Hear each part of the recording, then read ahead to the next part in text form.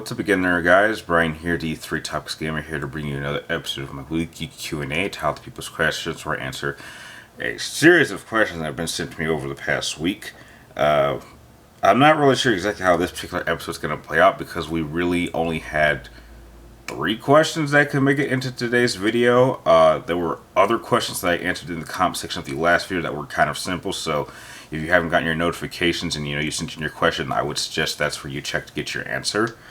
But before we begin, gotta, like always, if you're new or if you're familiar with the channel, just be sure to give it a thumbs up and press the subscribe button. And I think I'm gonna upload a channel update because there's a couple of things I'd like to bring up, but I won't do it in this particular video. So, starting off with the first of 3 questions, I believe maybe 1 or 2 of them may come from new people, but the first one comes from Nuki Nate 115, and you want to know, what do I think of the new Resident Evil Remake gameplay and footage? Well, the game looks fine. I mean, looks like it's going to be a fun game. I've already gotten my copy pre-ordered and paid in full, and when the game comes out, I'm going to pick it up, I'm going to play it, and hopefully I'll have a good time. It ultimately isn't looking really any different from Resident Evil 2 Remake. And that was a fine game outside of the first third. Now, I'm not really as familiar with Resident Evil 3 as I was with Resident Evil 2, since I only played through, I didn't even play it. I watched a playthrough of Resident Evil 3, in order to do my research for my Nemesis first series matchup. But it's in the same era. The only difference is you're gonna have a gigantic Nemesis guy come after you for a good amount of the game. The only major improvement that I've seen gameplay-wise is they have that cool little reaction, dodge technique, which I was like, dude, that would have really helped in Resident Evil 2. So, it looks like it's got some changes, but overall it's almost like 90% the same game as Resident Evil 2, just with different characters in a different situation. But it still looks like a fun game. Next question comes from the Batman of Neo Gotham, and you want to know, were there any games from the PlayStation 2 that I never got to play that I wish I could have? Yeah, there was a number of one. I took a minute to kind of look at the list of all of the greatest hits that came out during the PlayStation 2, and there actually was a few, like 5 games that I saw that I know I would have wanted to play, but I never got a chance to. And those games are games such as Kill Switch, which is a third-person cover-based shooter. Mortal Kombat Shaolin Monks. I know that Mortal Kombat doesn't have the best reputation of doing games outside of pure fighting, but I think that one was probably the best game that kind of goes outside of that type. I never got to play all of the Ratchet and Clank games. I know I played Going Commander, but I do not recall ever playing Up Your Arsenal. I don't recall that one. I never played Spider-Man 2, even though people religiously talk like that's the greatest Spider-Man game of all time. I can't vouch for that because I never got a chance to play it, but just from what I'd heard and what I'd seen, that looked like that would have been an interesting game to play. And X-Men Legends, that one I've seen plenty of gameplay for, and I think there's even a second one that was also greatest hits, but I'm sure I would have enjoyed that game. That game looks like that would have been fun to play with friends. So those are just the 5 main ones that I was able to find online that if I had a chance, I would have definitely wanted to go back and play on the PlayStation 2. And I do have a PlayStation 2 that I can play, so heck, if I ever get a copy of those, I can just plug the thing up and just play it, so, yeah. Now, the last question of the episode is kind of strange. I can't recall if this person is new. It's an odd name, because this name feels like it's new, but it's some ways it might be kind of familiar. And they go by the name of Pharaoh Status.